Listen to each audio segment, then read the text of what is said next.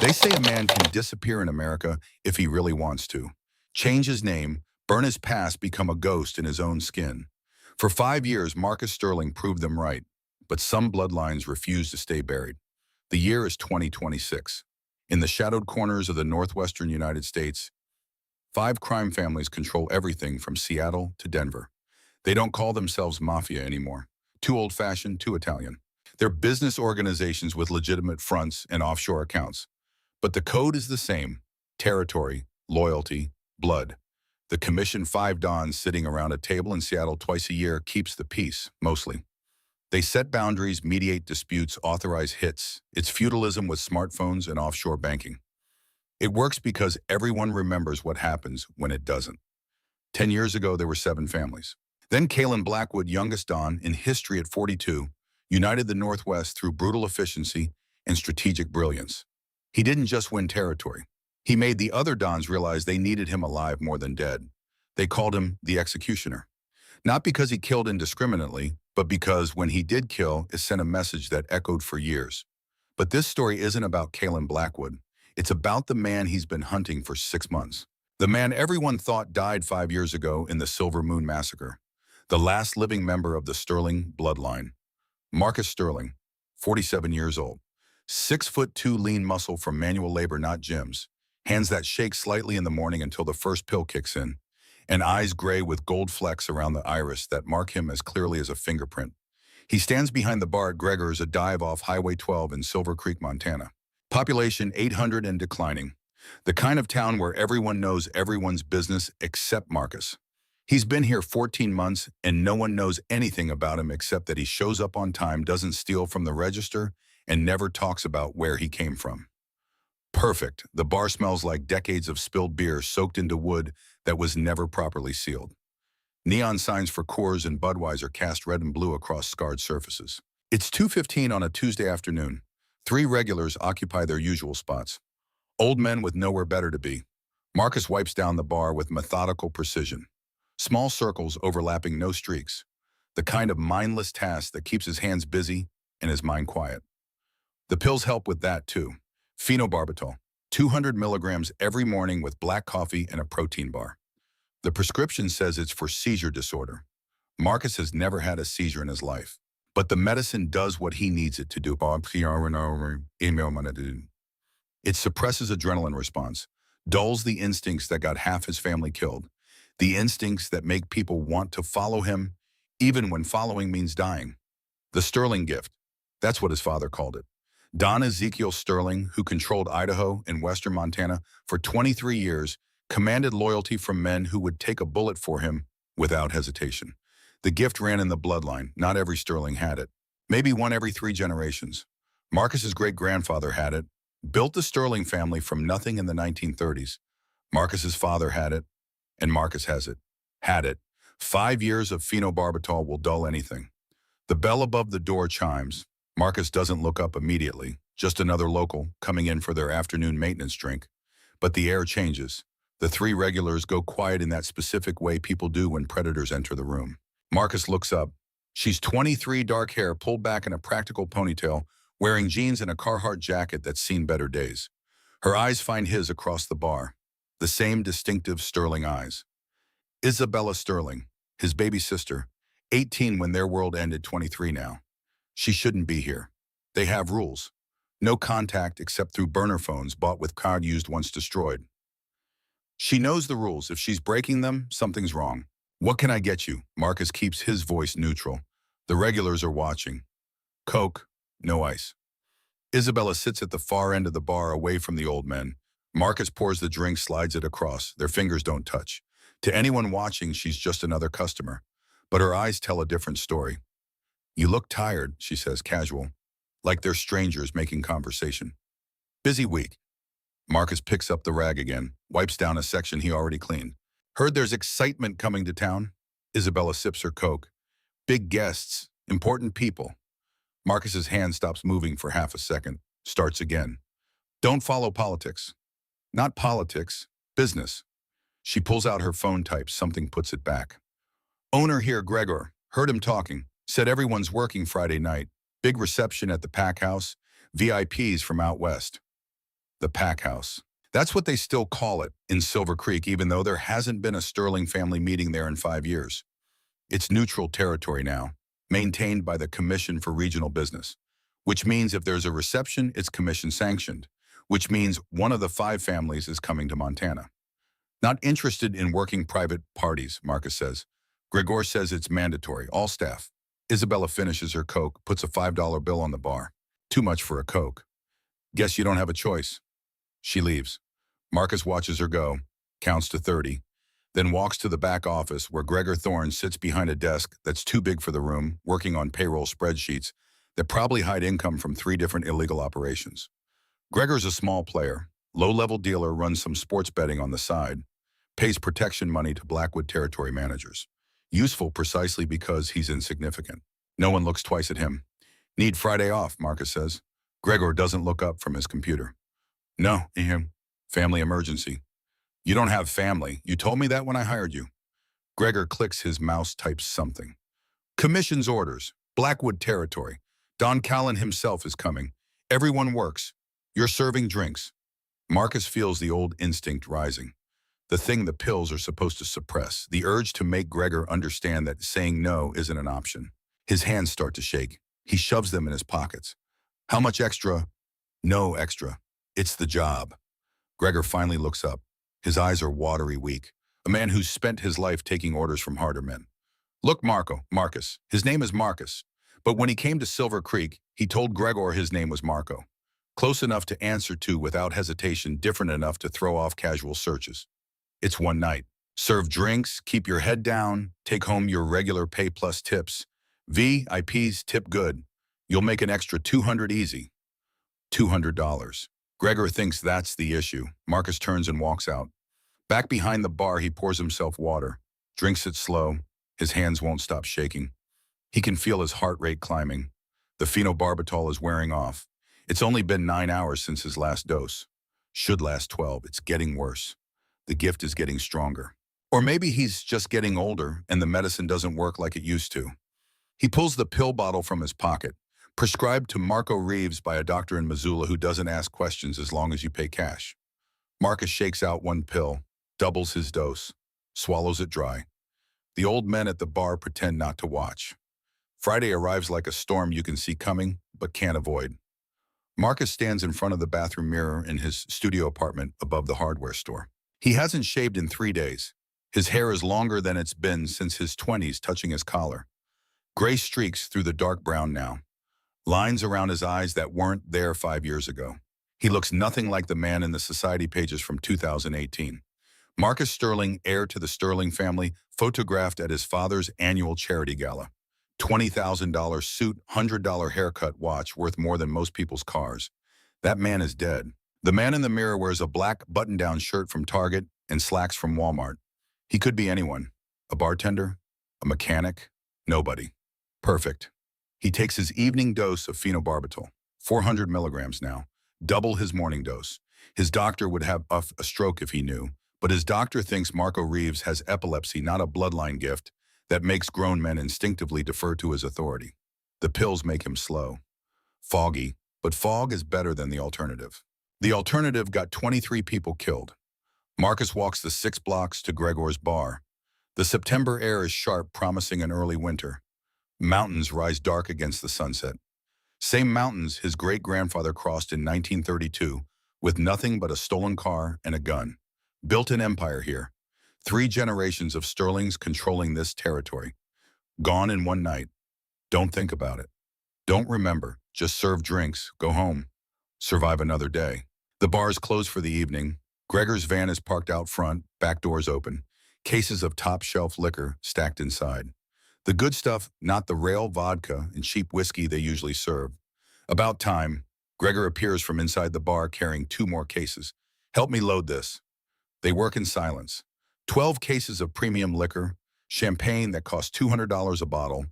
Marcus knows because he used to drink it at his father's table. Now he loads it into a van for $300 a week and tips. The pack house is 5 miles outside town, set back from the road by a quarter-mile of private drive through pine forest. It was built in 1968 when the Sterling family was expanding and needed a place for business that wasn't Don Ezekiel's personal residence. Neutral ground. Where deals were made, disputes were settled, promotions were announced. Where Marcus was supposed to become Don someday. The building is stone and timber built to look rustic but reinforced with steel and concrete. Bulletproof windows disguised as regular glass. Panic rooms in the basement. His father always said a smart man builds his meeting halls like fortresses, but decorates them like lodges. Tonight the place is lit up like Christmas. 20 cars in the gravel lot. Half of them black SUVs with tinted windows. The kind of vehicles that cost $90,000 and get 12 miles to the gallon. The kind that have run-flat tires and armored doors. Marcus's stomach turns to lead. Blackwood family, has to be.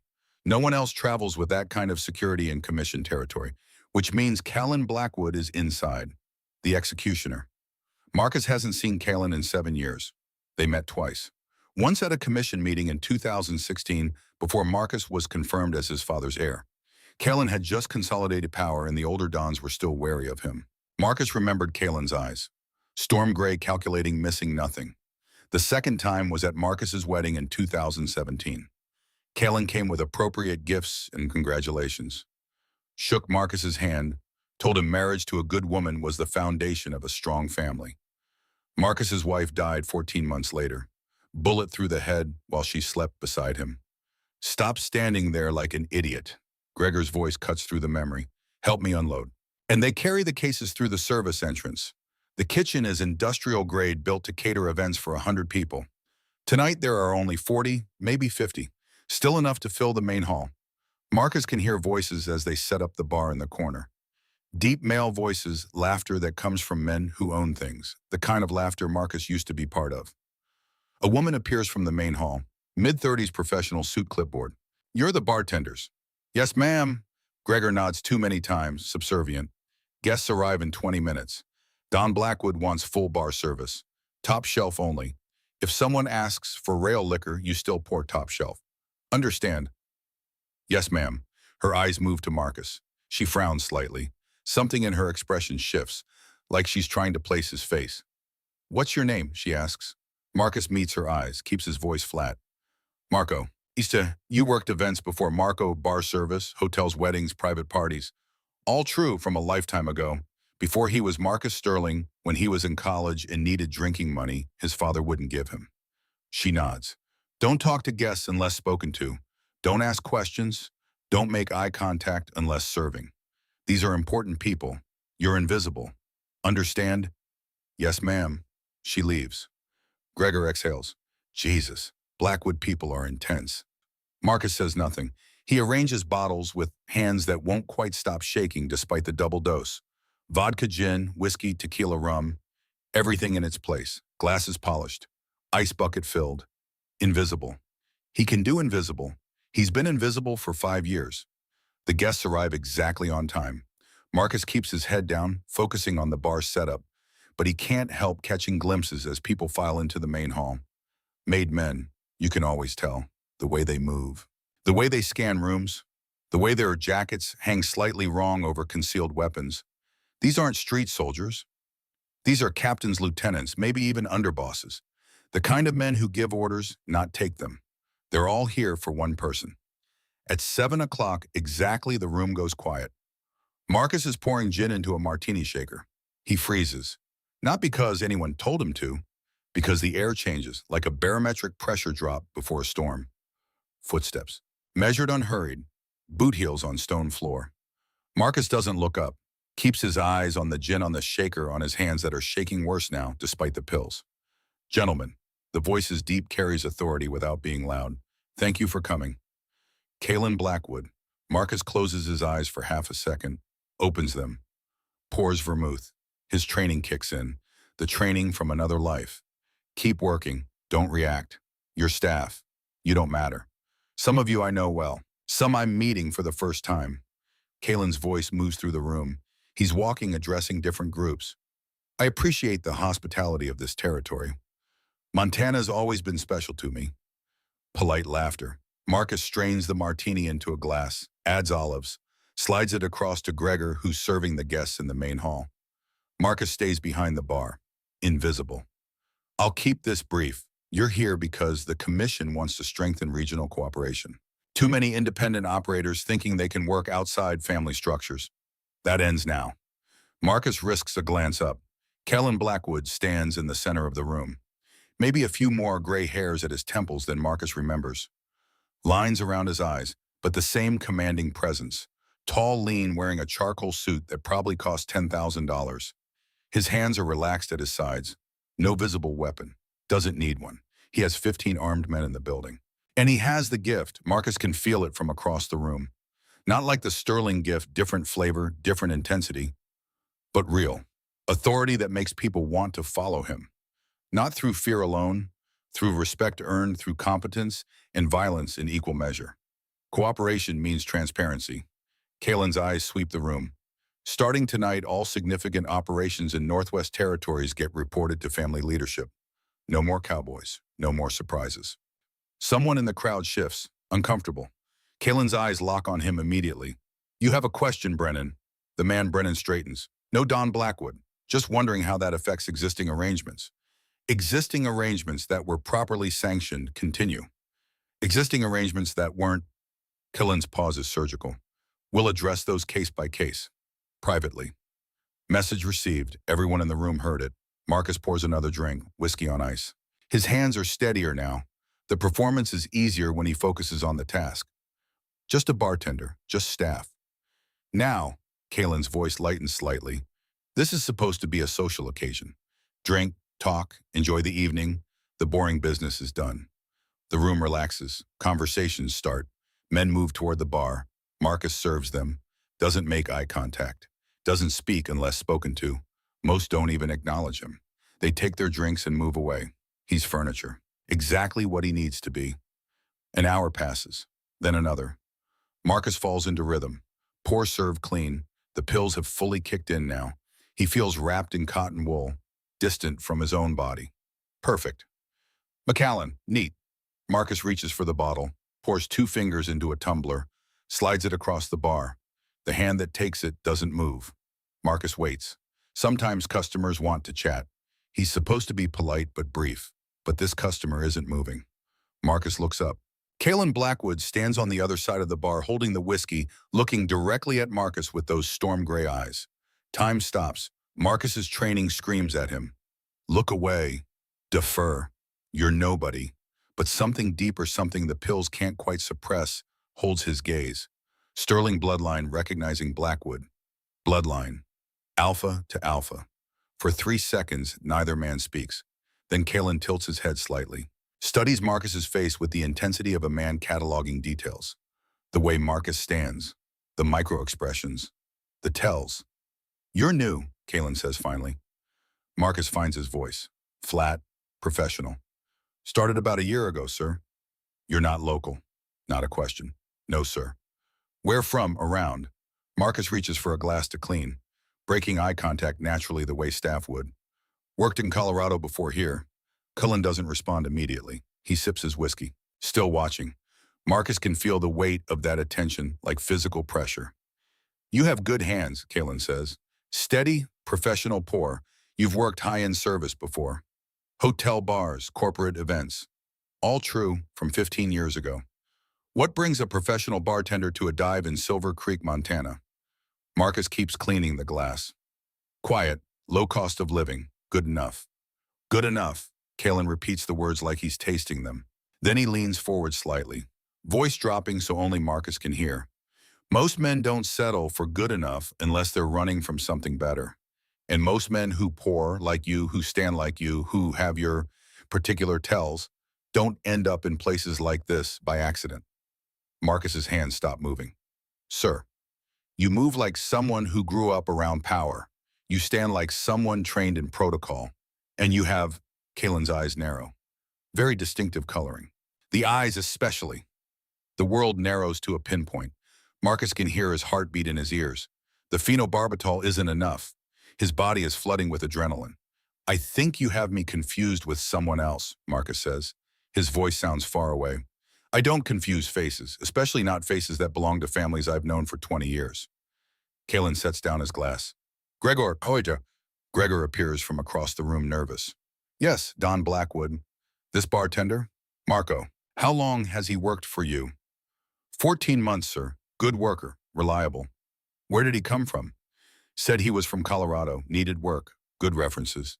Gregor's lying through his teeth. Marcus gave him $2,000 in town, and Gregor invented the references himself. References from whom? Gregor flounders. And you didn't find it strange that a man with his level of skill wanted to work in a place like this? Kalen's voice is silk over steel. That he never talks about his past. That he takes medication unusual for someone his age. Gregor swallows. Not my business to ask questions, sir. He works hard. Shows up on time. Kalen's eyes never leave Marcus. Convenient. The temperature in the room drops 10 degrees. Men stop talking. They sense something happening. Predators noticing a disturbance. Marco Reeves. Kalen's voice carries now. Everyone's listening. I'm going to ask you to do something. And I need you to understand this isn't a request. Marcus's heart stops. Take off your shirt. The words hang in the air. Final. Undeniable. Sir, Marcus tries to sound confused. Your shirt. Take it off. I don't understand. That wasn't a request. Kalen's voice doesn't rise. Doesn't need to. The alpha command is there. Absolute. Take off your shirt. Now. Marcus looks at Gregor. Gregor looks terrified and useless. No help there. Marcus looks around the room. 40 men watching. 15 of them Blackwood soldiers with hands near weapons. No way out. His hands move to his shirt buttons. Muscle memory from 1,000 similar situations in his old life. He unbuttons the shirt. Slowly, buying seconds to think. There's no thinking his way out of this. He pulls the shirt off, stands there in a white undershirt. Cool air hits his skin. The undershirt, too. Marcus hesitates. 2 Blackwood soldiers move forward, not threatening, yet. But the message is clear. Marcus pulls off the undershirt. Kalen walks around the bar. Slow, deliberate. Circles Marcus like a predator assessing prey. Men shift to give him space. Marcus stands still, eyes forward. Military posture from another life. His tattoos are visible now. 3 of them. A compass rose on his right shoulder. Celtic knotwork on his left bicep. And on his left shoulder blade, partially hidden, Kalen's hand touches the mark. Marcus flinches. Can't help it. There it is. Kalen's voice is quiet, almost gentle. The sterling moon. Murmurs through the crowd. The sterling moon. Not a tattoo, a birthmark. Crescent-shaped, about 2 inches long, dark against pale skin. Every sterling born with the gift has one. Different locations, but always the same shape. Marcus's great-grandfather had it on his wrist. His father had it on his ribs. Marcus has it on his shoulder blade. Proof, absolute, undeniable. Tell them your real name, Kalen says. Marcus says nothing. His mind races. Options? Exits. There are none. He's surrounded. His sister is somewhere in town. If he runs, they'll find her. If he fights, they'll kill him. If he lies, your real name. Kalen steps in front of him. Say it. Marcus meets his eyes. For the first time in 5 years, he doesn't look away. Doesn't defer. Doesn't hide. The pills can't stop what happens next. The sterling gift surges, not a choice. Instinct. Response to direct challenge from another alpha. His voice comes out different, deeper, carrying, the voice that made soldiers die for his father. Marcus Sterling. The room erupts. The name hangs in the air like smoke from a gun. Marcus Sterling. Men back away from the bar, not running, just creating distance. The kind of space you give a live grenade. Someone drops a glass. The sound of it shattering is obscenely loud in the silence. Cullen doesn't move, doesn't blink. Just stares at Marcus with those storm gray eyes, like he's seeing a ghost made flesh. Impossible. The word comes from somewhere in the crowd. The Sterlings are dead. All of them. Apparently not all. Kalen's voice is soft, dangerous. He circles Marcus again, slower this time. Studying. Marcus Sterling, heir to Don Ezekiel Sterling, supposed to have died September 15th, 2019 in the Silver Moon Massacre. He stops in front of Marcus. 23 confirmed dead. Bodies burned beyond recognition. The entire Sterling blowline, extinct. Marcus says nothing. His shirt is still off. The birthmark exposed. No point in denying it now. Except here you are. Kalen reaches out, touches the crescent moon on Marcus's shoulder blade again. Alive. Pouring drinks in a dive bar in the middle of nowhere, using a fake name, taking phenobarbital like candy. Marcus's eyes snap to Kalen's face. How does he? I can smell it on you. Kalen's smile is thin. Suppressing the gift. Smart. Keeps you under the radar. Keeps people from noticing that when you speak, they want to listen. When you give orders, they want to obey. He steps back. But you doubled your dose tonight, didn't you? Maybe tripled it, because you knew there was a chance someone might recognize you. The crowd watches. 40 witnesses. This isn't something that can be undone. The secret is out. Marcus finds his voice, keeps it steady. I'm nobody, just a bartender. Don't. Uite Kalen's command cuts like a blade. Don't insult my intelligence. I knew your father. I knew you. You were 29 years old, confirmed as heir, about to take over Idaho and western Montana. You had a wife, a sister, a future. He pauses. Then someone killed your family. All of them, in one night, and you vanished. I died that night. No. Cullen shakes his head. You hid for 5 years, and you did a damn good job of it. But hiding's over. Marcus looks at the floor, at his bare feet on the cold stone, at the life he built crumbling like wet paper. Look at me. The alpha command again. Marcus's head comes up against his will. The phenobarbital fights it. His muscles shake with the effort of resistance. But the gift recognizes the gift. Bloodline speaks to bloodline. Their eyes meet. I'm going to ask you a question, Colleen says quietly, and you're going to answer truthfully, not because I'm ordering you, but because you need to know as much as I do. He pauses. Who killed your family? Marcus's jaw clenches. I don't know. Guess. It doesn't matter. It matters. Kalen's voice drops to a whisper. Because whoever killed the Sterlings used Blackwood soldiers to do it. The words hit Marcus like a fist to the chest. The room tilts. He grabs the bar to steady himself. What? The night of September 15th, 2019. Kalen speaks clearly, making sure everyone hears. 15 Blackwood soldiers were officially on leave, signed out, approved absence. But witnesses near the Sterling compound reported 15 men in tactical gear. Black vehicles. Professional operation. Marcus's mind spins. Blackwood soldiers. Kalen's men. I didn't authorize it. Kalen's voice hardens. I didn't order the hit. I wanted an alliance with your father, not his corpse. But someone in my organization went around me, used my soldiers, my resources, killed an entire family under my banner. The crowd shifts, uneasy. This is dangerous territory, admitting weakness, admitting loss of control. Since that night, Kalin continues, 8 of those 15 soldiers have died. Car accidents, drug overdoses, bar fights gone wrong. His eyes bore into Marcus. Someone's been cleaning up loose ends, making sure no one talks about what happened that night. Marcus tries to process this. Blackwood soldiers, someone inside Kalen's organization, cleaning up witnesses. I've spent 5 years investigating, Kalen says, quietly, carefully. I know there's a traitor in my family, someone high enough to authorize troop movements, smart enough to cover their tracks, patient enough to kill witnesses slowly so it doesn't look like a pattern. He steps closer to Marcus. And 2 months ago, I got a tip. Anonymous. Said a Sterling survived. Said he was in Montana, working under a fake name, taking suppressants to hide the gift. Oh, Kalen's smile is razor thin. So I came to Silver Creek, called a regional meeting, made sure every bar and restaurant would be staffed for the reception. Cast a wide net. Marcus's stomach turns to ice. You were looking for me. I was hoping. Kalen nods. Because if you're alive, you're either a witness or a co-conspirator. And I needed to know which. I didn't conspire against my own family. I know. Kalen says it with certainty. Because if you'd been part of it, you'd be rich and comfortable somewhere. Not hiding in poverty, drugging yourself into compliance. He pauses. But you saw something that night. You know something. Otherwise, whoever did this would have stopped hunting 5 years ago.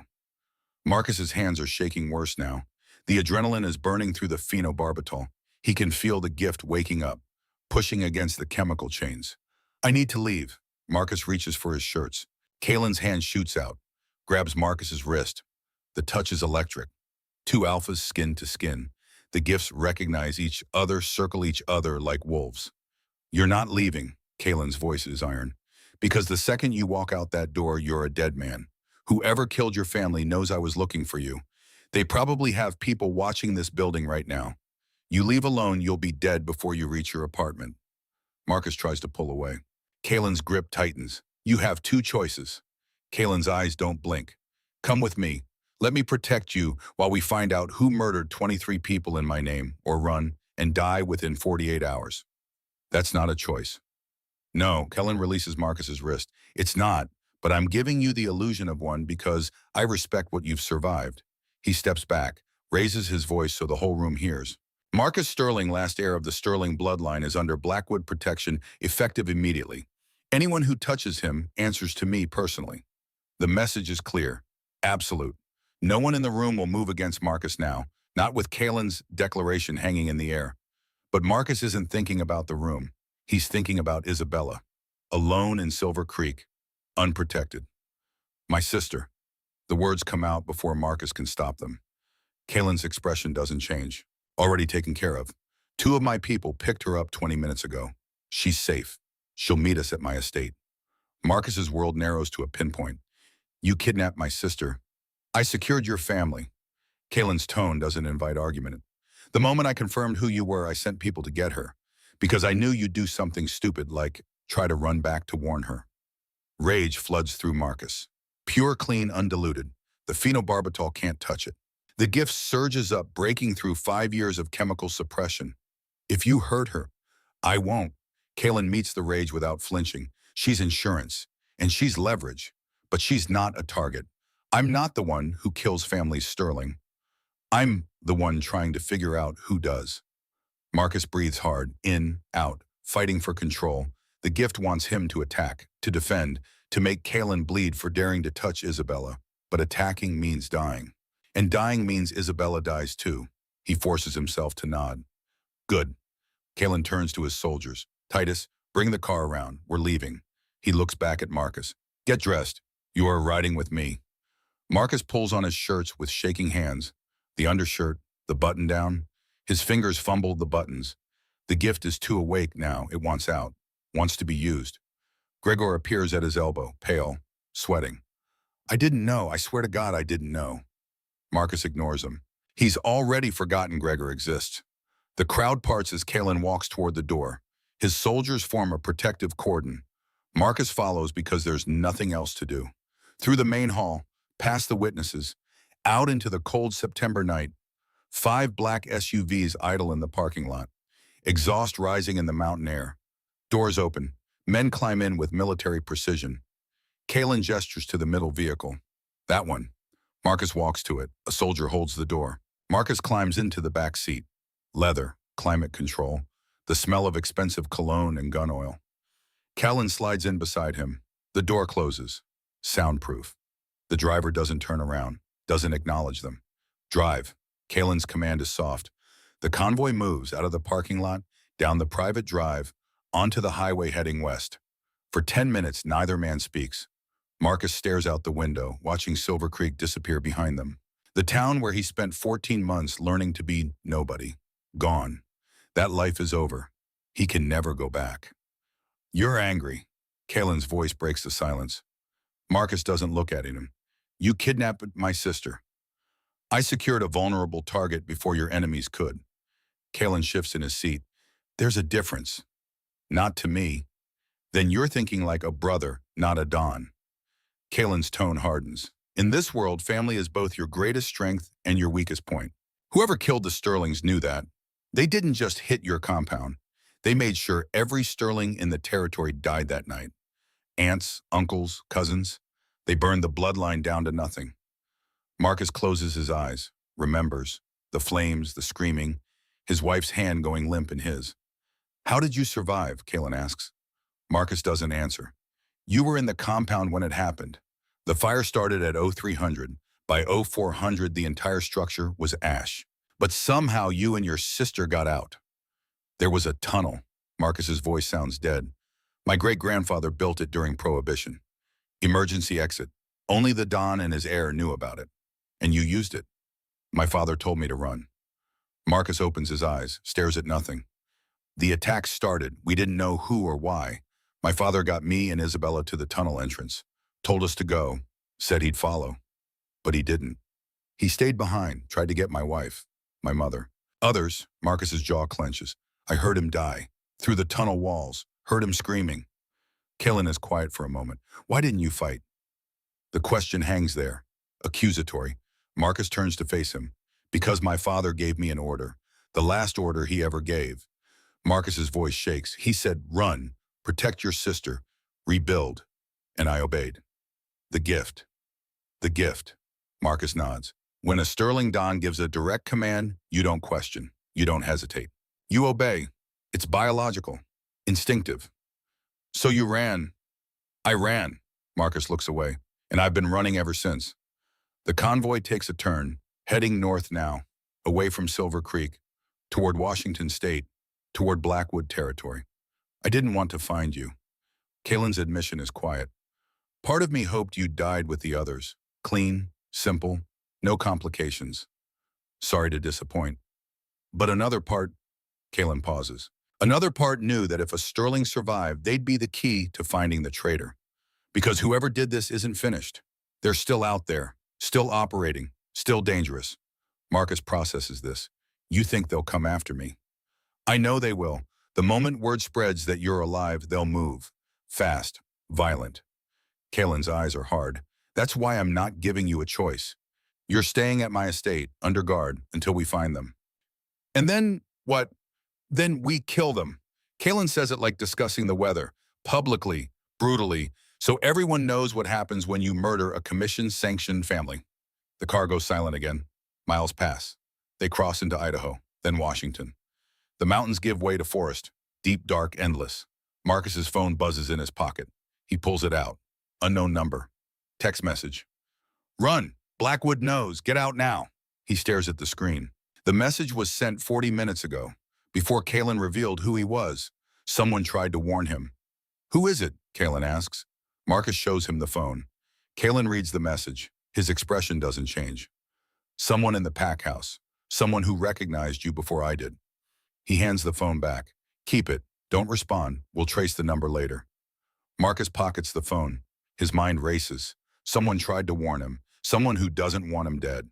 Or someone who wants him to run so they can kill him away from Blackwood protection. The convoy slows. They're approaching a gate. 20 feet high, steel reinforced. Cameras everywhere. 2 guard posts, armed men in tactical gear. Blackwood Estate. The gates open. The convoy drives through, up a winding road through manicured forest. Then the trees part and Marcus sees it. The main house is 3 stories, stone and timber, modern architecture trying to look rustic. Floor-to-ceiling windows, balconies, a separate building off to the right that's probably guest quarters. Another building to the left that's definitely a garage. 20 cars easy. This isn't a house, it's a compound. The convoy stops. Doors open. Soldiers climb out. Kalen exits first. Marcus follows. The air smells like pine and money. Somewhere an owl calls. Otherwise silence. Perfect, expensive silence. This way. Kalen walks toward the main house. Marcus follows, up stone steps, through massive oak doors, into a foyer that's bigger than Marcus's entire apartment in Silver Creek. A man waits inside, early 30s, 6'4", built like a tank, suit that barely contains his shoulders. He sees Marcus and his hand moves toward his weapon. Stand down, Titus. Kalen's voice is sharp. The big man's hand stops. Sir, you brought him here into the estate. He's under protection. He's a Sterling. His family was murdered by someone in our organization. Kalen turns to face Titus, which means we owe him a blood debt. He stays until the debt is paid. Titus looks like he wants to argue. Doesn't. Yes, sir. Where's the sister? North wing, 2nd floor. Dr. Silas is checking her over. She fought, gave Patterson a broken nose. Kalen almost smiles. Sterling bloodline, fighters to the core. He looks at Marcus. Come on, I'll take you to her. They climb a staircase that's probably worth more than Marcus earned in a year. Down a hallway lined with art that's definitely not reproductions. To a door guarded by 2 soldiers. Kalen knocks, doesn't wait for an answer, opens the door. The room beyond is huge. King bed, sitting area, windows overlooking the forest. And sitting on the bed looking terrified and furious in equal measure is Isabella. She sees Marcus, launches off the bed, crosses the room in 3 steps, throws her arms around him. You're alive. Oh God, you're alive. Marcus holds her, feels her shaking. I'm okay. They grabbed me. Said you were in danger. I thought. Her voice breaks. I'm okay, Marcus repeats. He pulls back, looks at her face, bruises forming on her jaw. Did they hurt you? I hurt them. Isabella's eyes flash. Broke one guy's nose. Almost got another in the balls before they pinned me. Despite everything, Marcus almost laughs. That's my girl. Touching reunion, Kalen's voice from the doorway. But we need to talk. All three of us. Marcus turns, keeps Isabella behind him. Talk. Kalen closes the door. The guards stay outside. It's just the three of them now. Isabella Sterling. Kalen addresses her directly. Younger sister, 18 when your family died, 23 now. You've been living under the name Isabella Reeves, working as a waitress, staying close to your brother but not too close. Isabella glares at him. Who the hell are you, Don Colleen Blackwood? Her face goes white. You patona. I didn't kill your family. Kalen's voice is firm. But someone in my organization did, using my soldiers, my resources, without my knowledge or consent. He pauses. I'm trying to find out who. Your brother is going to help me. Like hell he is. Isabella steps around Marcus, small, 5'6", 120 pounds, facing down a man who controls half the Northwest without flinching. You think we'll work with you after what your people did? I think you'll work with me because you want revenge as much as I want answers. Kalen doesn't back down. I think you've spent 5 years hiding, waiting, hoping someone would investigate, hoping someone would care enough to find the truth. His eyes bore into hers. Well, someone does. Me.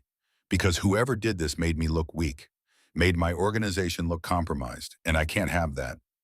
Isabella trembles with rage. This isn't about you. No, Kalen agrees, and it's about 23 dead people who deserve justice. It's about a bloodline that's been nearly erased. It's about making sure whoever did this doesn't do it again. He looks between them. Your father and I weren't friends, but I respected him. He was old school, honorable. He kept his word, and someone murdered him like a dog in his own home. Marcus feels Isabella's anger radiating off her, feels his own anger rising to meet it. But underneath the anger is something else. Curiosity. For 5 years, he's had no answers, no leads, no way to investigate without revealing himself. He's been alone in the dark, choking on suppressed rage and grief. Kalen is offering a light, a dangerous light, one that might burn them, but a light nonetheless. What do you want from us? Marcus asks. Information, details about that night, names of anyone who might have known your father's schedule, your family's movements, the compound's defenses. Kalen ticks off on his fingers. I want to know everyone who had motive, everyone who had opportunity, everyone who benefits from the Sterling family being dead. That's a long list. Then we start at the top and work our way down. Kalen's smile is cold. I have resources, money, soldiers, access to commission records. What I don't have is an insider perspective on Sterling family operations. You do. Marcus looks at Isabella. She's still furious, but he can see the calculation in her eyes. She wants this, wants revenge, wants answers, just like he does. We stay together, Marcus says. Isabella and I, same room. No separation. Agreed. We're free to leave if we want. No. Kalen shakes his head. That's not negotiable. The moment you leave my protection, you're dead. But I won't lock you in. You'll have freedom within the estate, access to most areas. Guards for protection, not imprisonment. What's the difference? The difference is I'll tell them to keep you safe, not keep you prisoner. Kalen's voice is steel. But make no mistake, you run, you die. Not because I'll kill you, because whoever murdered your family will. Marcus weighs this. It's not a good deal. It's barely a deal at all. But it's better than hiding, better than running, better than spending another 5 years drugged and alone. We'll help you investigate. Marcus extends his hand. But when we find who did this, I get to kill them. Me. Not your soldiers. Not the commission. Me. Kalen looks at the offered hand, at Marcus's face, at Isabella standing beside her brother. He shakes. Deal. The grip is firm, brief. When they separate, Marcus can still feel the pressure, the promise, the threat. There's one more thing. Kalen turns to leave, pauses at the door. Tomorrow morning, I'm calling an emergency meeting of my capos, all of them, including the man I suspect gave the order to kill your family. Marcus's breath catches. Who's Sham? Victor Valmont, my underboss, second in command, 20 years of loyalty. Kalen's expression is granite, or so I thought. You suspect your own underboss. I suspect everyone, but Valmont has access, opportunity. And 3 days after your family died, $5 million appeared in an offshore account traced to him. Kalen's eyes glitter. Money from a shell company controlled by the Draven family. The name hits Marcus like a punch. Draven, ambitious, expanding, based in Oregon with eyes on Washington and Idaho. You think Draven paid Valmont to kill my family? I think Draven wanted Sterling territory. I think he couldn't get it through normal channels. So he paid my underboss to eliminate the problem. Kalen's jaw clenches. And I think Valmont's been working for Draven ever since, feeding him information, sabotaging my operations, planning something bigger. Like what? Like taking over the Blackwood family from the inside. Kalen's smile is terrible. But that ends tomorrow, when I put Valmont in a room and watch him try to explain why a dead man is sitting across from him. Marcus understands. You want to use me as bait. I want to use you as proof. Proof that someone in my organization is a traitor. Proof that I can't ignore. Kalen opens the door. Get some rest. Tomorrow's going to be interesting. He leaves, the door closes, the lock clicks. Marcus and Isabella stand in the expensive silence. We're prisoners, Isabella whispers. No. Marcus walks to the window, looks out at the forest, at the guards patrolling, at the walls and cameras and controlled access. We're weapons. He's going to aim us at Valmont and pull the trigger. What if Valmont didn't do it? Then we find out who did. Marcus turns to face her. But either way, we're not hiding anymore. Isabella nods, slowly. What about your pills? Marcus reaches into his pocket, pulls out the bottle of phenobarbital, looks at it for a long moment, then he walks to the bathroom, opens the bottle, dumps every pill into the toilet, flushes. No more hiding it, he says. Isabella watches the water swirl away, taking 5 years of chemical suppression with it. Marcus, without those pills, the gift. I know. Marcus feels it already. Waking up, stretching, like a muscle that's been atrophied for years. But I need to be myself now. Not a ghost, not a nobody. He looks at his sister. If we're going to find who killed our family, I need to be Marcus Sterling again. And if you can't control it, Marcus doesn't answer because that's the question, the one he's been avoiding for 5 years. The Sterling gift is powerful, but it's also dangerous. His great-grandfather went mad with it in his 60s, started giving commands that made no sense, ordering soldiers to kill themselves. Turned paranoid, violent. His father controlled it through discipline, through honor, through strict adherence to the code. Marcus doesn't know if he can do the same, but he's about to find out. Outside the window, the moon rises over Blackwood Estate, full, white, sterling moon. Tomorrow he'll face the man who might have killed his family. Tomorrow the hiding ends.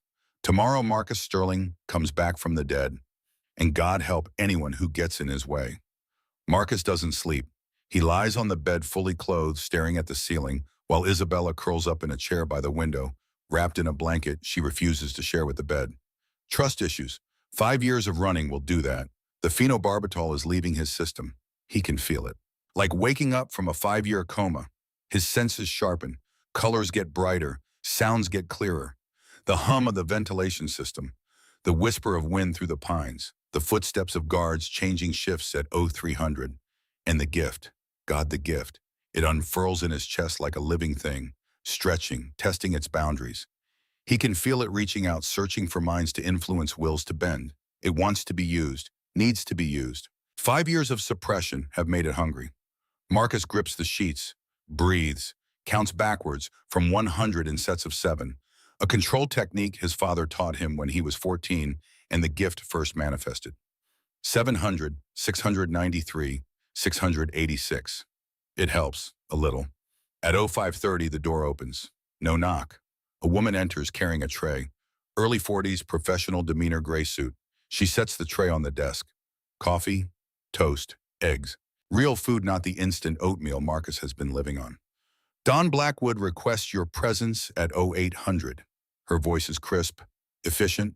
She doesn't look at Marcus, doesn't acknowledge Isabella. The meeting will be in the main conference room. Dress code is business formal. I don't have business formal. Marcus sits up. I have a bartender's uniform and 1 pair of jeans. Clothing has been provided. She gestures to a garment bag hanging on the door that Marcus somehow missed. Tailored to your measurements. If the fit is incorrect, adjustments can be made.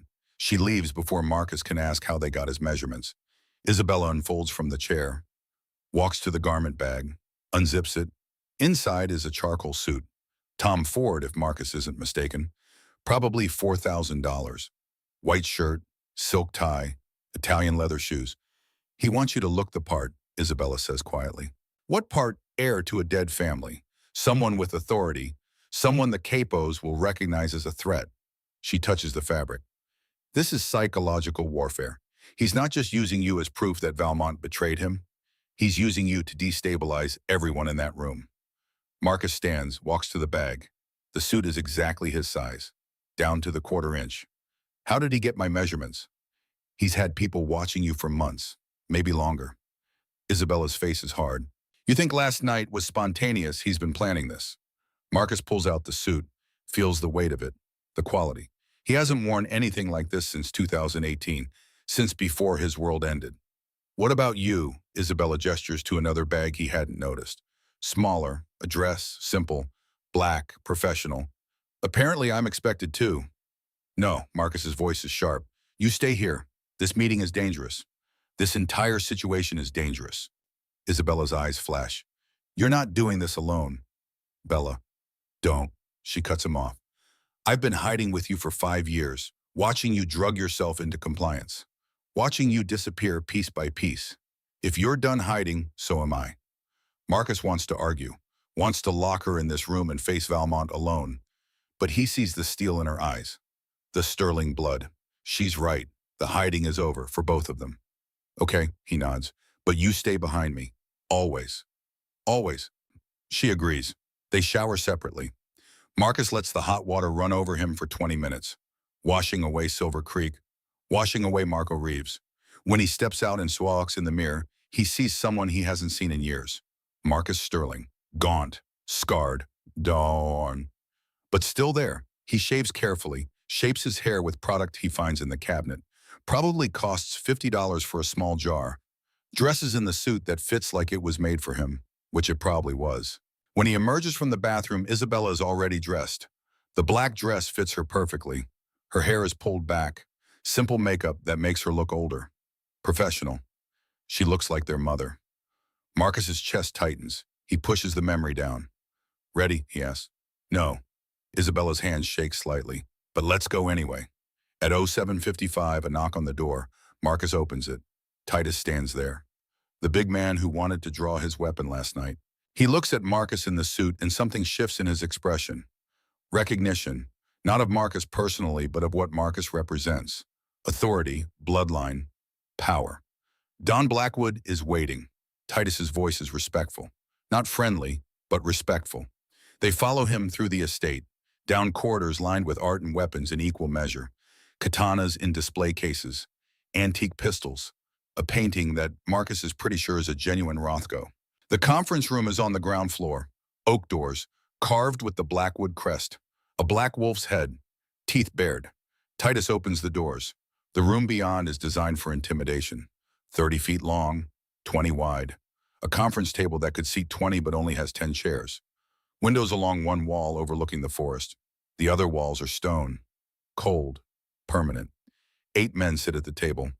They turn when Marcus enters. Every single one of them goes still. Because they recognize him, not his face. Most of them have never met him, but they recognize the sterling presence, the way he moves, the authority that walks into the room before his body does. The gift awake and hungry announces him like a herald. Kalen sits at the head of the table. He doesn't stand, just watches Marcus with those storm gray eyes, calculating, measuring. Gentlemen, Kalen's voice cuts through the silence. I believe most of you recognize our guest. For those who don't, allow me to introduce Marcus Sterling, formerly presumed dead, very much alive. The men at the table shift, uneasy. One of them, mid-50s, expensive suit, scar across his jaw, leans forward. That's impossible. The Sterlings are extinct. Apparently not. Kalen gestures to an empty chair. Marcus, sit. Marcus doesn't move. He's scanning the faces, looking for the one Kalen mentioned. Victor Valmont, there. End of the table. Late 50s, distinguished, silver hair, blue eyes, handsome in a way that makes people trust him. Wearing a suit that probably cost more than Marcus's, and his face is absolutely blank. No surprise. No shock, no fear. Either he's innocent or he's the best liar Marcus has ever seen. I'll stand. Marcus keeps his voice level. The gift pulses. Every man in the room feels it. Subtle, undeniable. The instinct to listen when he speaks. Suit yourself. Kalen leans back. Victor, you're quiet. Valmont's eyes move to Kalen. Processing, sir. This is unexpected. Is it? Kalen's tone is mild, dangerous. The night of September 15th, 2019, 15 Blackwood soldiers were on leave. Approved absence. Signed by you. Yes, sir. Valmont doesn't blink. Routine leave, rotation schedule. Except those 15 soldiers were seen in tactical gear near the Sterling compound, 4 hours before it burned. The room temperature drops 10 degrees. The other capos sit frozen, watching. Valmont's expression doesn't change. If they were near the Sterling compound, they weren't there on my orders. Perhaps they were conducting personal business. Personal business, Kalen repeats. 15 soldiers, same night, same location, all coincidentally near a compound that burned to the ground. Coincidences happen, sir. Not to me, Kalen's voice hardens. 8 of those 15 soldiers are dead now. Accidents, overdoses, bar fights, all within 5 years. I was aware. Unfortunate losses. Unfortunate. Kalen stands, walks slowly around the table. You know what else is unfortunate, Victor? 3 days after the Sterling massacre, $5 million appeared in an offshore account traced to you. Money from a shell company controlled by the Draven family. Now the other capos react. Murmurs, shifted glances. Draven is a rival. Money from a rival is treason. Valmont's mask cracks, just slightly. That account was for legitimate business. Legitimate business with our competition. Kalen's voice cuts like a whip. Legitimate business that required hiding the money in the Caymans. I can explain then. Explain up. Kalen stops behind Valmont's chair. Explain why Draven paid you $5 million. Explain why it happened right after the Sterlings died. Explain why you had access to Blackwood soldiers who just happened to be near the massacre. Valmont stands, slowly, faces Kalen. Sir, with respect, you're connecting dots that don't exist. The money was payment for consulting work. The soldiers' leave was coincidental, and the Sterling massacre. His eyes flick to Marcus. Perhaps Mr. Sterling can tell us who attacked his family. After all, he was there. He survived. Why is that?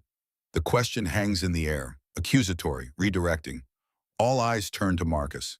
He steps forward. The gift surges. He doesn't try to stop it, lets it fill the room. Lets every man present feel the weight of Sterling bloodline. I saw them. Marcus's voice is quiet. Carries anyway. 15 men, black tactical gear, military precision. They didn't move like criminals, they moved like soldiers. Many people have military training, Valmont says smoothly. That doesn't mean they had Blackwood call signs. Marcus cuts him off. I heard them on comms, Eagle 1 through Eagle 15. Those are Blackwood designations. The room goes dead silent. Valmont's face hardens. You're lying. Am I? Marcus takes another step. The gift focuses, narrows, aimed at Valmont like a weapon. Tell me, Victor, where were you the night of the September 15th, 2019? I don't have to answer to you. You're answering to me. Kalen's voice is ice. Where were you? Valmont turns. Sir, this is absurd. You're taking the word of a man who's been hiding for 5 years. Answer the question. I was here at the estate. In my quarters. Alone, Valmont hesitates. Yes. No witnesses, no alibi. Kalen nods. Convenient. I don't need an alibi. I didn't do anything wrong. Marcus circles the table. Closing distance. Valmont tracks him with his eyes. No fear yet, but calculation. The look of a man deciding whether to run or fight.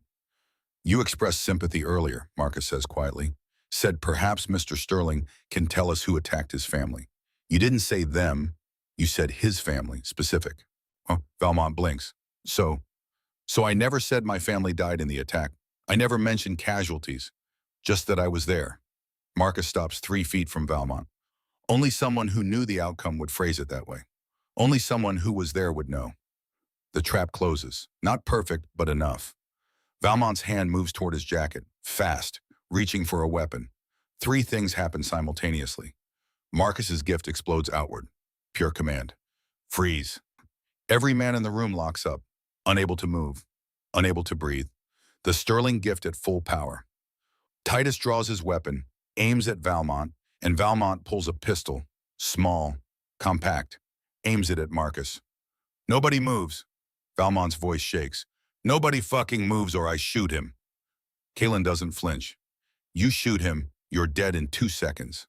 I'm already dead. Valmont backs toward the door, keeps the gun trained on Marcus. The moment you brought him here, I knew it was over.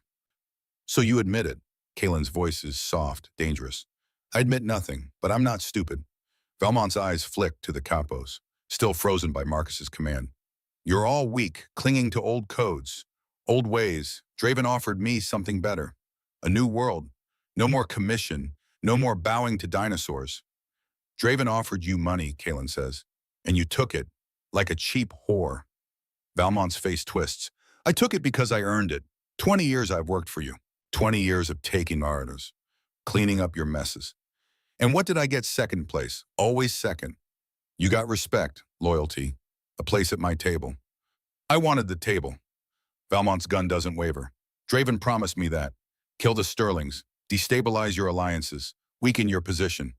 Then when the time was right, I'd take over Blackwood from the inside and merge with Draven and create something bigger, something better.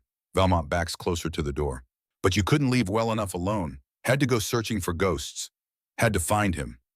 He gestures with the gun at Marcus. Marcus still hasn't moved. The gift holds the room, holds Valmont too partially, enough to make his hands shake, enough to make his aim unsteady. Let him go. Isabella's voice cuts through the tension. She's been silent until now, standing by the window. Let him run. Bella, Marcus starts. Let him run, she repeats, louder. He's already confessed. Everyone here heard it. Let him go to Draven. Let Draven know his plan failed. Let them both run. Valmont looks at her, confused. Why would you? Because I want you to live with it. Isabella's eyes are hard, cold. I want you to spend the rest of your life looking over your shoulder, knowing Marcus is out there, knowing he's coming. Not today, not tomorrow, but someday. The psychology is perfect. Cruel. More terrifying than immediate execution. Valmont's gun hand shakes worse. I'm not afraid of him. You should be. Isabella's smile is terrible. Because my brother is patient. He hid for 5 years. He can hide 5 more. And when you finally think you're safe, when you finally let your guard down, that's when he'll find you. Valmont's resolve cracks. Visible. Real. He bolts through the door into the hallway, running. Titus moves to follow. Kalen holds up a hand. Let him go. Sir, let him go. Kalen's voice is final. We know where he'll run. Draven, Oregon. We'll deal with him there. Marcus releases the gift. The command breaks. The capos gasp, sucking in air. The room floods with sound and movement. But Marcus doesn't move, doesn't speak. He's staring at the door where Valmont disappeared. That was your play? He asked Kalen quietly. Let him run. That was her play. Kalen nods toward Isabella, and it's a good one. Valmont will go straight to Draven. Tell him everything. That you're alive. That the plan failed. That Blackwood knows about the conspiracy. And Draven will panic, make mistakes, maybe try to salvage the situation, maybe try to kill Valmont to cover his tracks. Kalen's smile is cold. Either way, we'll have proof, concrete, undeniable, evidence for the commission. Marcus processes this. It's smart, strategic, but it feels wrong. He murdered my family. And he'll pay for it. Kalen's voice hardens, but not in my conference room, not without the commission's blessing. The Sterlings were sanctioned. Your father sat at the commission table. His death requires a formal response, a trial, public execution. Justice? Vengeance, Kalen corrects, but vengeance done properly, through channels, so everyone knows what happens when you break the code. Marcus wants to argue, wants to run after Valmont and break his neck. The gift is still buzzing, still hungry, demanding action. But Kalen is right. This is bigger than one man's revenge. This is about restoring order, restoring balance. How long, Marcus asks. 1 week. Emergency commission hearing. I'll present the evidence. You'll testify. Draven and Valmont will answer for their crimes. And in the meantime, we find proof, solid, undeniable proof. Kalen's eyes glitter. Valmont mentioned 15 soldiers. 7 are still alive. We're going to find one and make him talk. 3 days pass. Kalen's intelligence network tracks the surviving soldiers. 4 are off the grid, too careful. Two paranoid. But three are living semi-normal lives under assumed names. One of them is Jamison Crow, 43 years old, lives in Spokane, works construction, has a girlfriend who posts their location on social media like clockwork. Sloppy. Perfect. On the third day, Kalen summons Marcus to his office. Late, 11 p.m. Isabella's already asleep. Marcus goes alone. The office is on the third floor. Corner room. Massive. Desk that's probably older than Marcus. Bookshelves floor to ceiling. A bar in the corner with bottles worth more than cars. Kalen sits behind the desk. He looks tired. Lines around his eyes Marcus hasn't noticed before. Drink, Kalen offers. Water. Kalen pours 2 glasses from a crystal decanter. Slides one across. We found him. Marcus's heart rate spikes. Valmont. No, one of the soldiers, from the 15. Jamison Crow, living in Spokane under a fake name. Why isn't he dead like the others? Because he's smart, went underground, changed his identity, avoided patterns. Kalen sips his water. But my people are better. We tracked him through a girlfriend's credit card. Marcus processes this. You want me to talk to him? I want you to get the truth. He was there that night. He knows what happened, who gave the orders, how it went down. And if he doesn't want to talk, Kellen's smile is cold. Then you convince him. Use whatever methods you need. The gift, money, threats, I don't care. Just get me something I can use. Marcus stands. When do we leave? Tomorrow, dawn. You and Titus, no one else. Low profile. Isabella stays here safe. This isn't a job for civilians. Kalen stands too. This is soldier work, and like it or not, you're a soldier now. Marcus nods. Soldier. He can be that. He was trained for it even if he never served. His father made sure every Sterling learned tactics, strategy, violence. One more thing. Kalen reaches into a drawer, pulls out a pistol, Glock 19, standard issue. You'll need this. Marcus takes the weapon. Checks the magazine. Full. 15 rounds. He racks the slide. Chamber empty. Safe. I haven't fired a gun in 5 years. It's like riding a bike. Kalen's expression is unreadable. Muscle memory. Marcus tucks the Glock into his waistband. The weight is familiar. Comforting. Get some sleep, Kalen says. Tomorrow you start getting answers. Marcus returns to his room. Isabella is awake, sitting by the window. She sees the gun immediately. Where are you going? Spokane, found one of the soldiers. I'm coming. No. Marcus, no. His voice is firm, final. The gift leaks through, not intentional, just automatic. Isabella flinches. Don't do that. Don't use it on me. Guilt floods him. I'm sorry, I didn't mean. Yes, you did. She stands.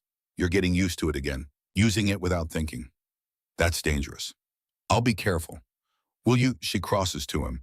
Because from where I'm standing, you look like you're about to do something stupid. Something violent. Something that can't be undone. Marcus meets her eyes. He was there when Rachel died, when our parents died, when 24 people died. If anyone deserves violence, it's him. 24. Isabella's face goes pale. Marcus realizes what he said, closes his eyes. I meant 23. No, you said 24. Isabella grabs his arm. Marcus, what aren't you telling me? He doesn't want to say it, can't bear to say it, but she deserves to know. Rachel was pregnant, he whispers. 6 weeks. Isabella's knees buckle. She sits hard on the bed. Oh, God. I didn't know she was going to tell me that night. Marcus's voice breaks. After dinner, she wanted it to be special. Isabella cries silently, tears streaming. Marcus sits beside her, holds her while she shakes. They killed our family, she finally says. They killed your child, and you want to be careful. Marcus doesn't answer. Go to Spokane, Isabella says. Get the truth. Do what you have to do. Just come back. I will. He sleeps fitfully, dreams of fire, of Rachel's face, of a child he never got to meet. At 0500, Titus knocks. Marcus is already dressed. Jeans, black shirt, jacket to hide the Glock. They take an unmarked car, Ford Explorer, black, tinted windows. Titus drives. Marcus rides shotgun, literally. There's a Remington 870 in the footwell. You know how to use that, Titus asks. Shotgun, yeah. The gift, you know how to use that? Marcus glances at him. Why? Because I've seen men with bloodline abilities, seen what happens when they lose control. Titus's jaw is tight. My brother had it. Minor gift. Nothing like yours. But it ate him, made him paranoid, violent. He killed 3 people before someone put him down. I'm not your brother. No, you're stronger. Which means when you break, you'll break harder. Titus looks at Marcus. So I'm asking, do you have control? Marcus doesn't answer immediately because he's not sure. The gift is stronger every day. Hungrier. It wants to be used, wants to dominate, wants to bend the world to his will. I'm working on it, he says finally. Titus nods. Fair enough, but if you lose it in there, if you go too far, you'll stop me. I'll try. Titus's hand rests on his sidearm. Don Blackwood gave me orders. Bring you back, alive if possible, in pieces if necessary. Marcus almost laughs. He said, don't let Sterling become what killed his family. Titus's eyes are hard. So yeah, I'll stop you if I have to. Understood. They drive in silence. 5 hours to Spokane, crossing into Idaho, then Washington. Mountains give way to plains. Plains give way to suburbs. Jameson Crow lives in a duplex on the south side, lower middle class. Chain link fence, car in the driveway that's seen better years. Nothing fancy, nothing memorable. Perfect place to disappear. Titus parks 3 houses down. Watches. No movement, curtains drawn. Marcus checks his Glock. Could be at work. On a Saturday. Titus shakes his head. He's home. Question is whether he's alone. They wait. 20 minutes. Then the front door opens. A man emerges. 40s, medium height, brown hair, wearing a Seahawks jersey and jeans. He walks to the car. Gets in, drives away.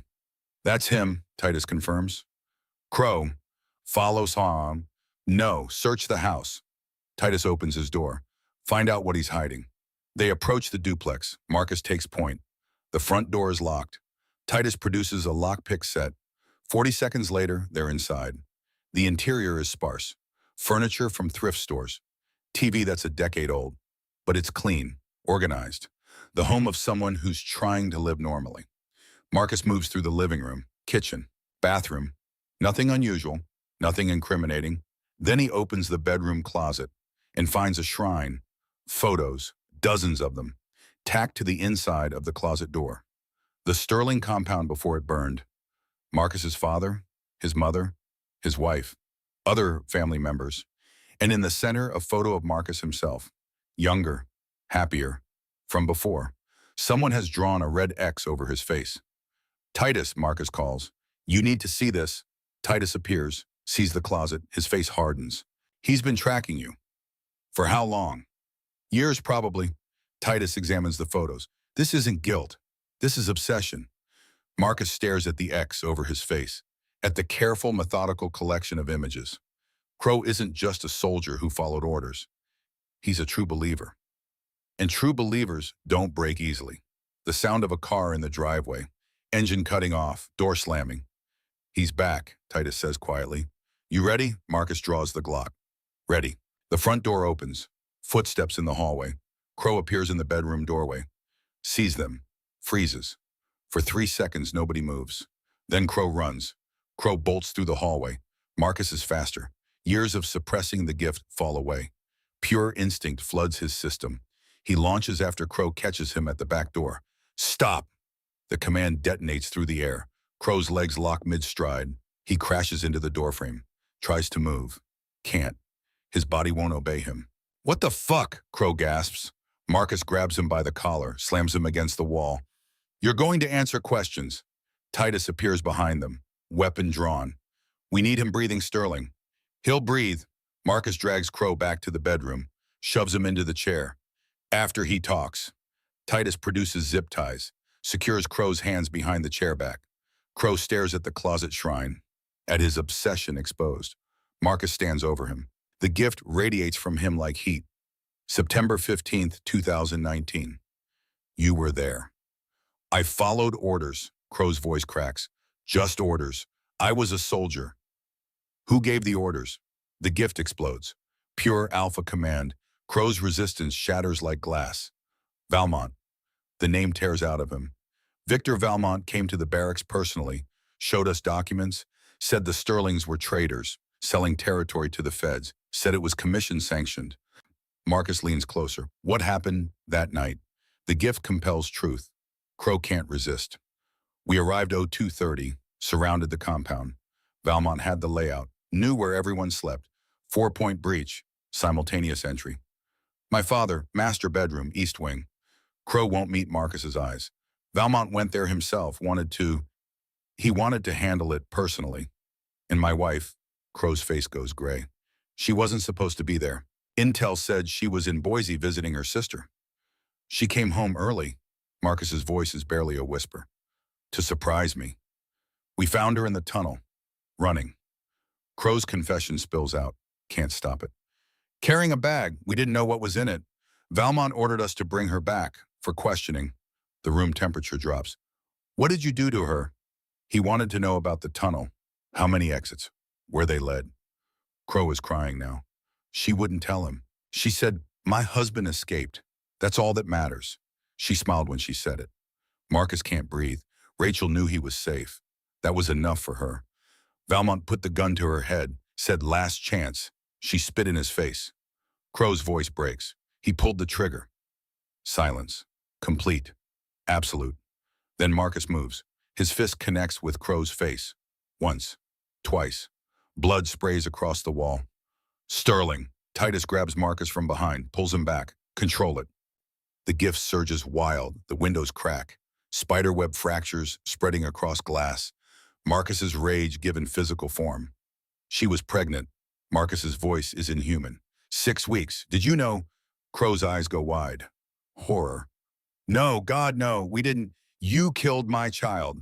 The gift explodes outward. Every window in the room shatters. Glass rains down like diamonds. The chair Crow's tied to lifts 6 inches off the floor. Titus tackles Marcus. They hit the ground hard. Breathe, Marcus. Breathe. Your sister needs you. Rachel needs you to finish this right. The words penetrate. Marcus goes still. The chair drops. The gift recedes. Titus releases him slowly, helps him stand. Marcus looks at Crow. Broken, bleeding, terrified. Video. Marcus's voice is hoarse. You said Valmont recorded it. Crow nods toward the nightstand. Bottom drawer. USB drive. Insurance. If anyone talked, he'd release it. Frame us. Titus retrieves the drive, plugs it into his phone. Plays the file. The footage is night vision. Grainy, but clear enough.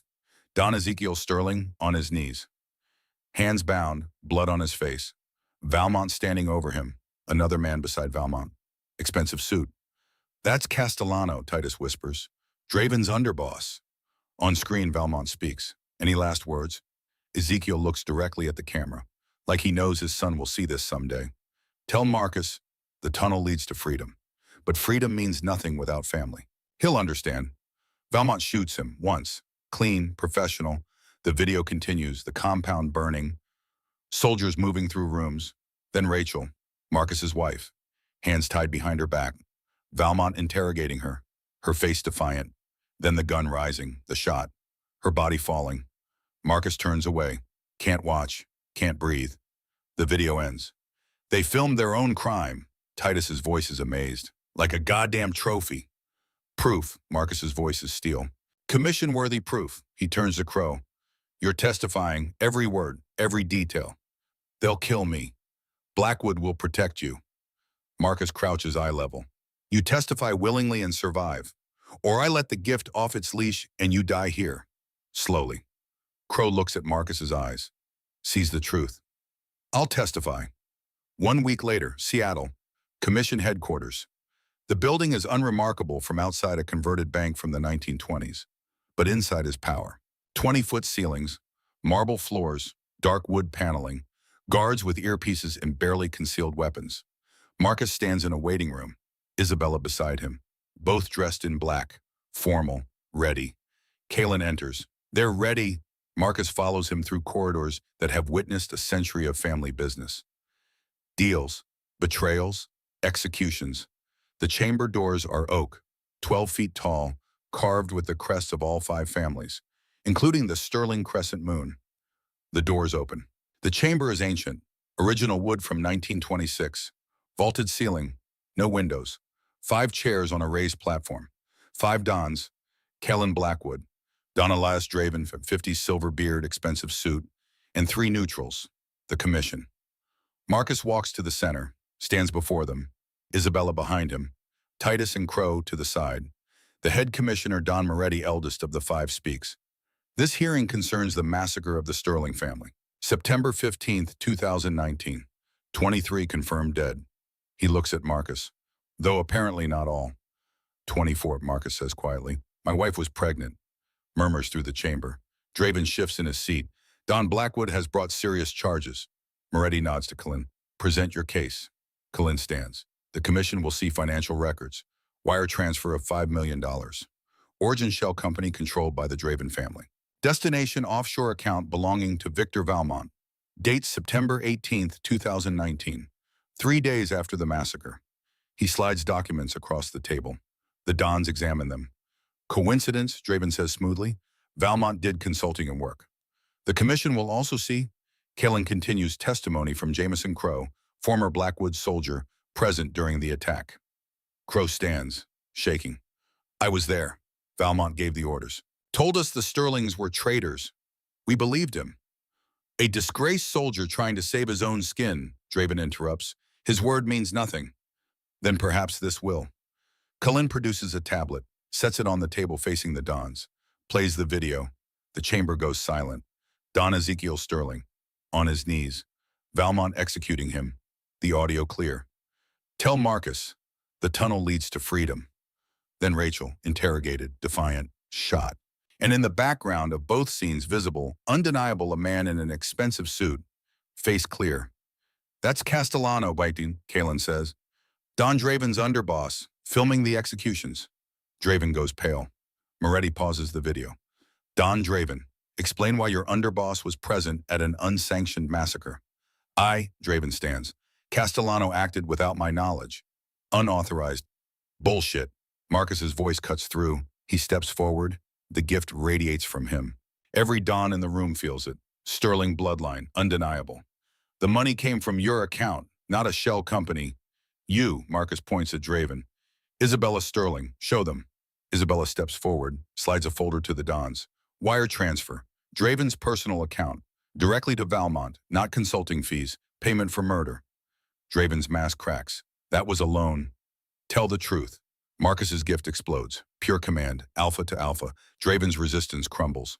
I wanted Sterling territory, Draven gasps out, can't stop himself. Ezekiel wouldn't negotiate. Valmont offered a solution.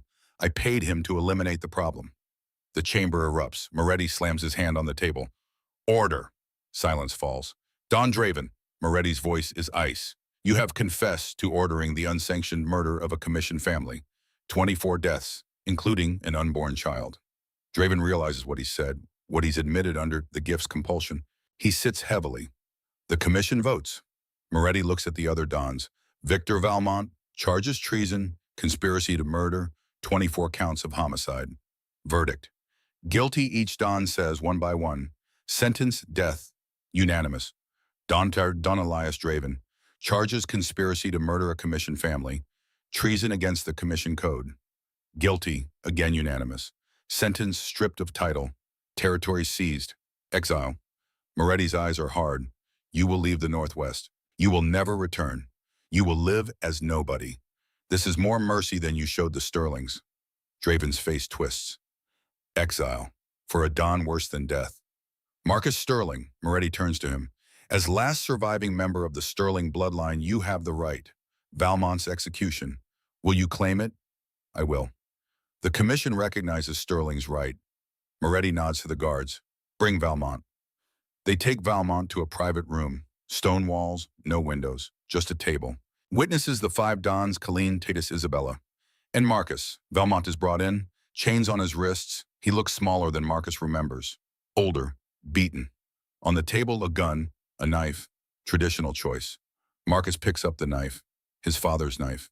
Kalin retrieved it from Sterling family archives. The blade that's taken life before. Valmont is forced to his knees. You think this ends it? Valmont's voice shakes. Killing me, Draven. There will always be others. Men who want power. Who'll do anything. You're right, Marcus says quietly. He crouches, eye level. There will always be men like you, but now there's also men like me. Men who remember, who makes sure the price is too high. He stands, looks at Isabella. She nods. Permission. Closure. This is for my father, my mother, my wife. Marcus's voice doesn't waver. For my unborn child, for 24 people who deserve better than you.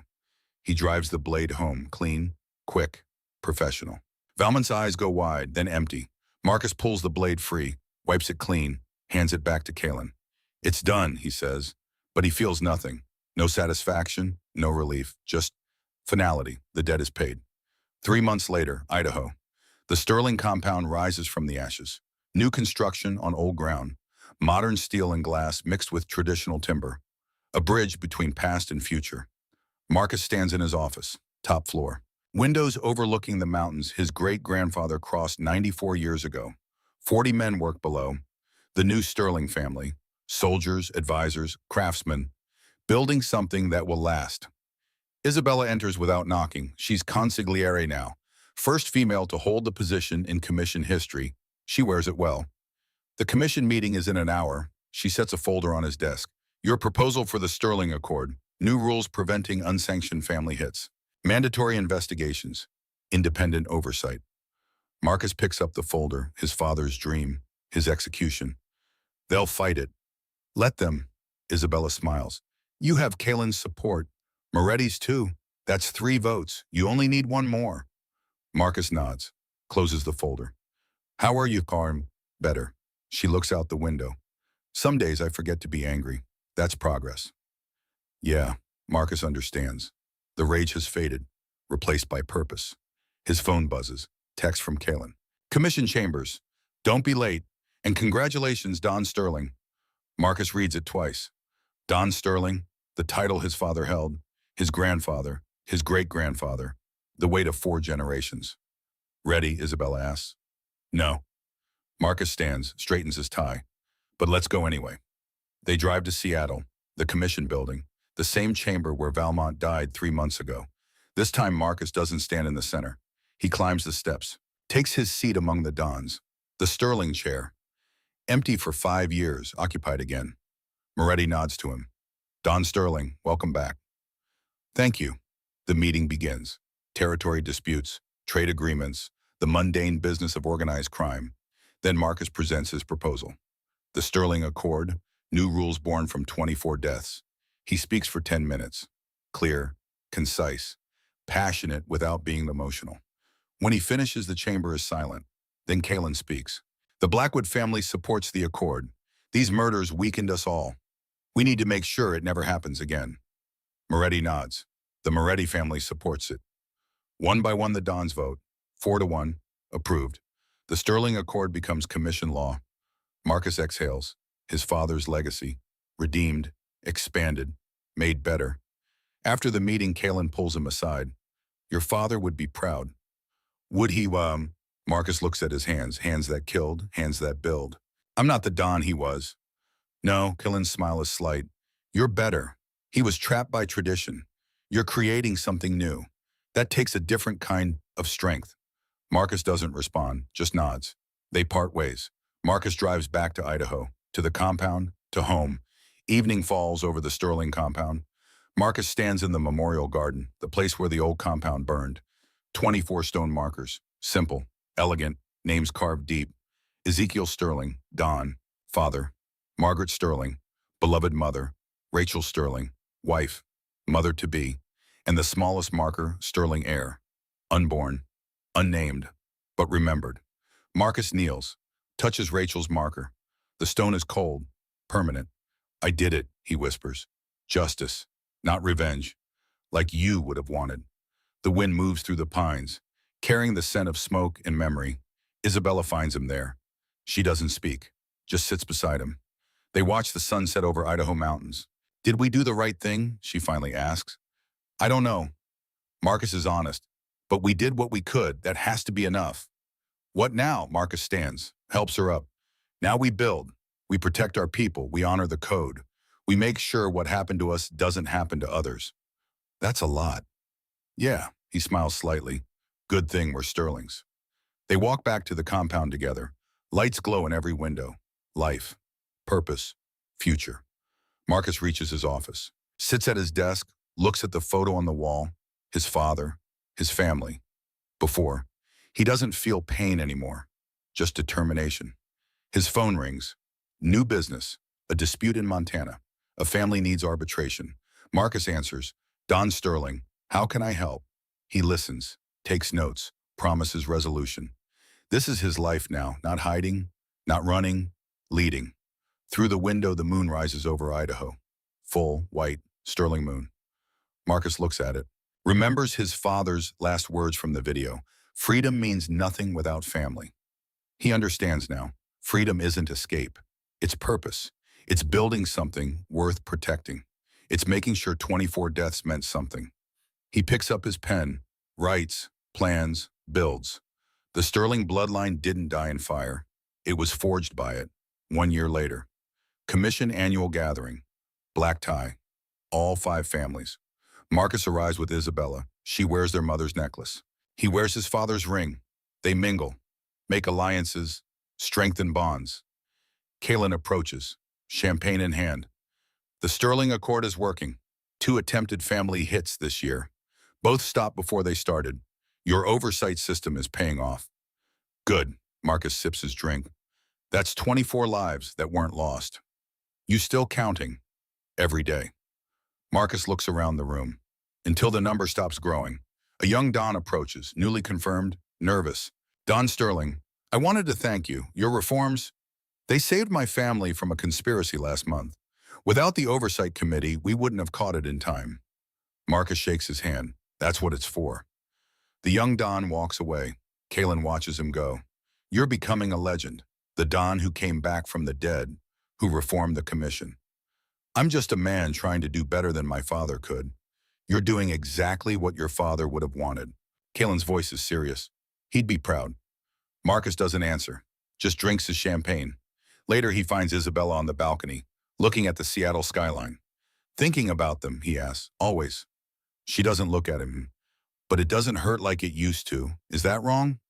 No, Marcus stands beside her. It means we're healing. That's what they'd want. You think they'd be proud of what we built? Marcus considers. Dad would hate some of it, love other parts. Mom would approve of the mercy clauses. Rachel would love that we're building schools in Sterling territory. He pauses. And our child, I hope they'd understand why we fight, so other children don't lose their parents like they lost us. Isabella takes his hand, squeezes. We did good, didn't we? Yeah, Marcus squeezes back. We did. They stand there, brother and sister, last of the Sterlings, first of a new generation. The city lights spread below them, bright, endless, full of possibility. Marcus Sterling is 48 years old, Don of a rebuilt family, architect of a reformed commission, survivor of a massacre that should have ended his bloodline. But bloodlines don't end in fire. They're forged by it, tempered, strengthened, made unbreakable, and the Sterling bloodline burns brighter than ever.